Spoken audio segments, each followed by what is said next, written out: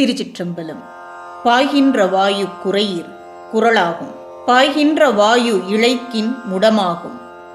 பாய்கின்ற வாயு நடுப்படிற் கூணாகும். பாய்கின்ற வாயு மாதருக்கில்லை பார்க்கிலே.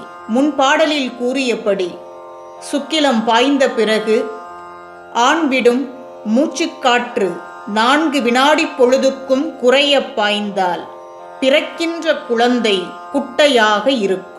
பாய்கின்ற வாயு இழைக்கின் முடமாகும். மூச்சுக்காற்று மேலும் குறைந்து தேய்ந்து போனால் பிறக்கின்ற குழந்தை முடமாகும். பாய்கின்ற வாயு நடுப்படிற் கூணாகும். மூச்சுக்காற்றின் ஓட்டம் தடைப்பட்டால் கூன் விழுந்த குழந்தை பிறக்கும். பாய்கின்ற வாயு மாதருக்கில்லை பார்க்கிலே. பார்க்கப் போனால் மேலே சொன்ன மூச்சுக்காற்றின் அளவும் முறையும் ஆடவருக்கு சொன்னதே அல்லாமல் பெண்களுக்கு இல்லை.